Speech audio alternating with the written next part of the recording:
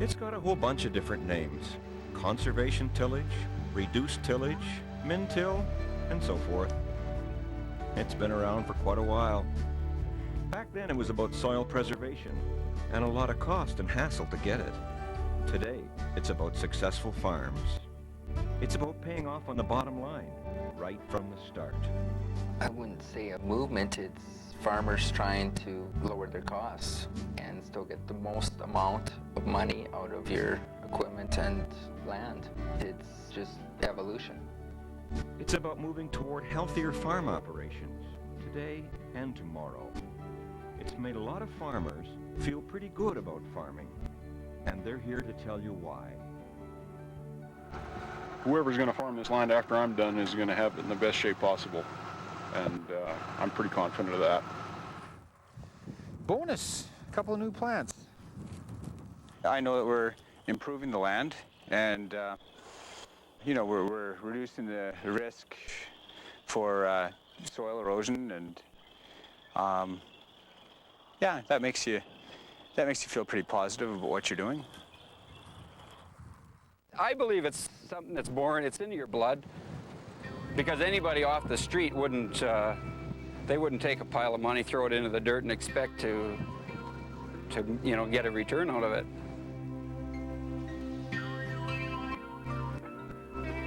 As I've traveled across the prairies and have seen guys move towards a reduced tillage system, we have gone that direction for a number of reasons. Moisture management, labor savings, fuel savings, savings on depreciation for their operation, savings on repair bills.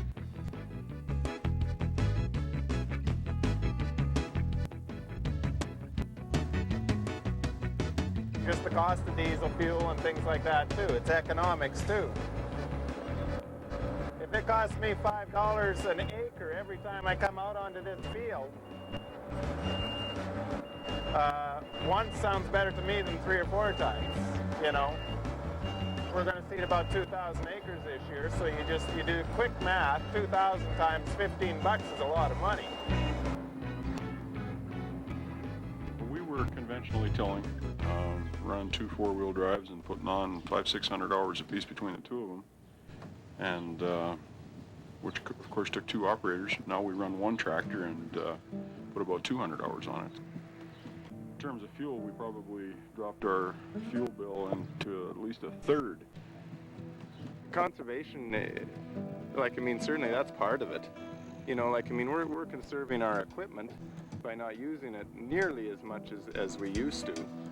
We come out here with this tractor and we go over the field once and we say adios till next year. And so conservation certainly is part of it. Boot her up. Got a tractor now that's finished its 3rd year. It's got 700 hours on it, and it's drilling 4,500 to 5,000 acres a year. That's going to last till the auction sale, that tractor, easily. If you can eliminate that tillage pass in the spring and step out and directly go into the field and start seeding, a lot of these varieties that are coming onto the market today are best seeded early. That is going to maximize the yield potential with those crops. The fact that we're going over the land less, I would have to say, is allowing us to seed earlier in the year. I find that seeding earlier, each week that you have to wait into the spring, that you're definitely seeing the yield loss. So the more we can get done in that magic first week of May, which everyone wants you to be seeding all of your crops in, the more we can get done in that time period, the better.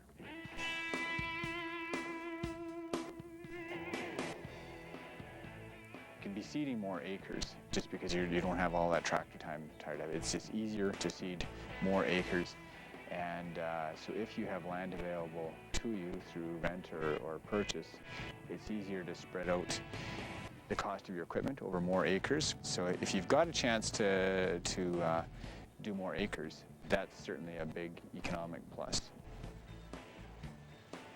A lot of these guys are paying their labor by the hour, and less hours in the field is a direct saving.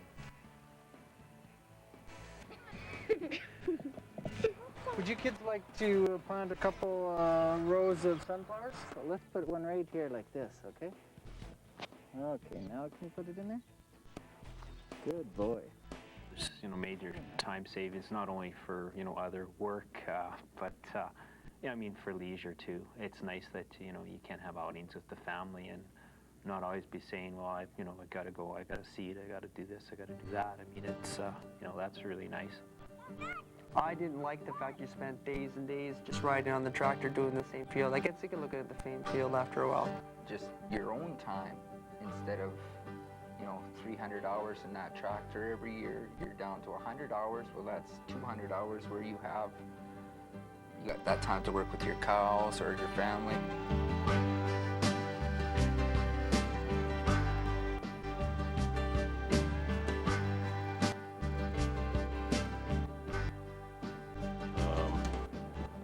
Certainly have more time, a little more time with my family.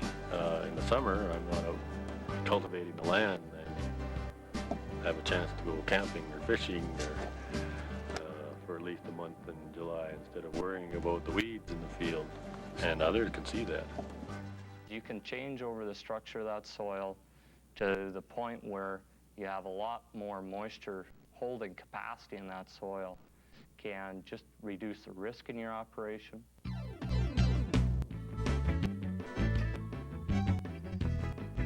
Another probably a good point is we're noticing in some of the saline soils, as you continuous crop that, it is actually gaining tilth back in the soil, and we're growing production there where we're never used to a summer fallow. Through reduced tillage, most of them are seeing that they are extending that drought-proofing period for their crop by 1 to 2 weeks. It was a painful year. The drought of '88, it was probably more recorded in the southern part of the prairies than it was up here, but we had trouble getting crops to establish, and that was the last year we had any conventional tillage on the operation. It was a real expensive year. When you start putting 4 and 5 bushel flax in the bin and 10 bushel canola and 20 bushel hard red wheat, when some of the other stuff that we had played with that year that we just went straight into, and we're getting 25 and 30 bushel wheat, it was a fairly significant eye-opener. And that's when we made the move.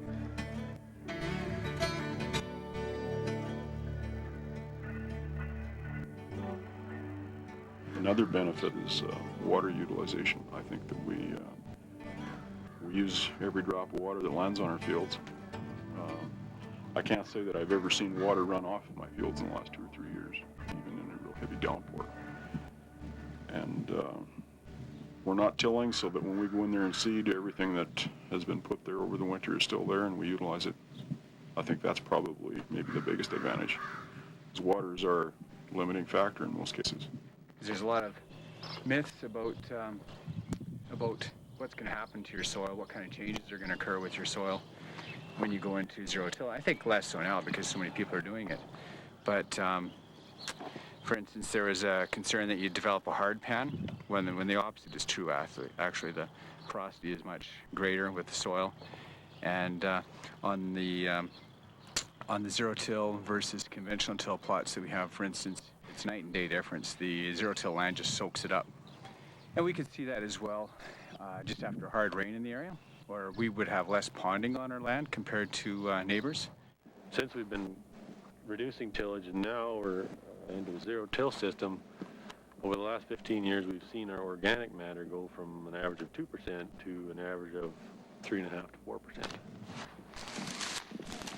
This used to be kind of a powdery texture, and now it's got all kinds of good stuff in it that's helping to rebuild the soil. It even smells better. Another area of flexibility provided by a reduced tillage system is that it allows the farm manager, if he wants to pick up some more land, because in the springtime, with your time being so precious, the less time spent going over that land, cultivating it, getting it worked for pre-seeding conditions, the more time you have to be in the field actually seeding.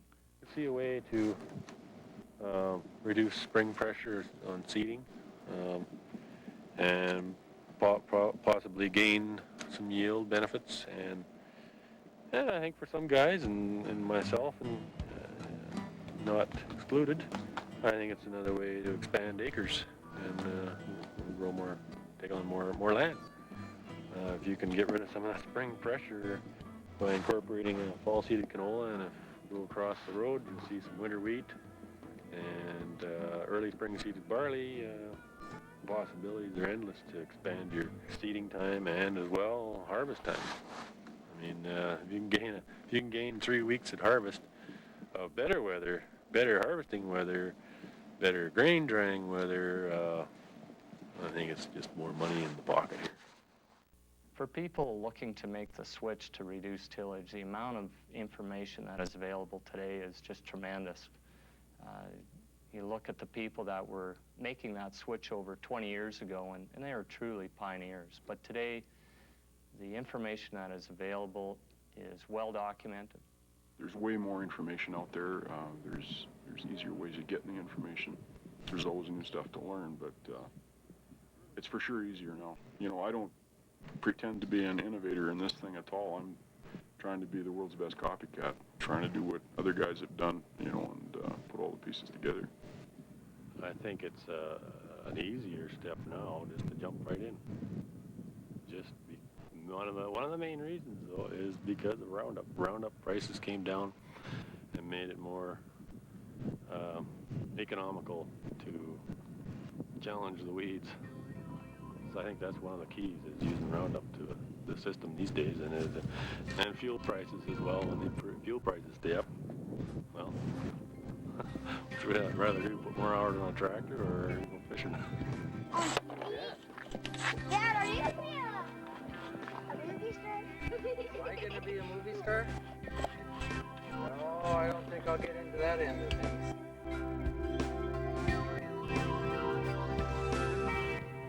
You're seeing tons and tons of dirt moving from one field to another.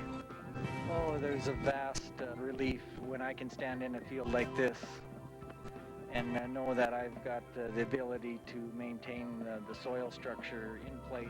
It's amazing that with today's technology that you would still have to see that type of erosion going on.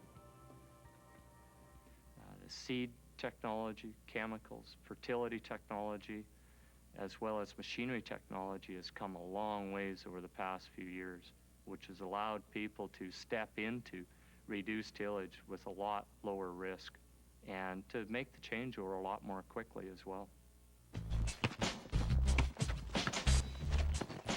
We haven't really had any significant problems. I was just thinking about that the other day with handling the trash, and we actually had more problems before, because at that point we weren't forced into getting a good straw chopper, and we weren't forced into getting a good chaff spreader. It amazes me when guys claim they got too much straw. We can't produce too much straw on this farm, as far as I'm concerned. Looking at across the road here, that's a field of oat stubble that netted 141 bushels last year. Where's the straw? It's gone. It's a non-issue. As long as it's managed properly in the fall, it's a non-issue. You can make it work. Switching costs are an issue for everybody to consider. And the reality is that for some operations, it may be a $15,000 investment as they look to trade in those double disc press drills and move to a used air seeder. Well, I can't see any reason why anyone couldn't jump into it today. I mean, all it takes is asking questions, talking to people, talking to the right people about how to make it work. And I know myself, I know a lot of people who have made equipment modifications and and made it work on their farm with low cost. One of the big benefits I see of the whole reduced tillage technology is that it is not a black box or a cookie cutter type of approach. To me, that's a tremendous benefit, because it means each farm manager has the opportunity to take the vast amount of technology and information that is out there today and tailor-make it to his business. The benefits of reduced tillage are there for, I believe, everyone. And it's more a matter of how you make the decision in terms of managing the technology and managing the information out there. The benefits are real, they're there, they're well documented, and can be employed in every operation in the country. That's not dirt anymore, that's soil. I mean, that's what makes crops. That's what we live on, is the soil. We don't live on dirt. We gotta make the soil work for us, and we gotta work for the soil.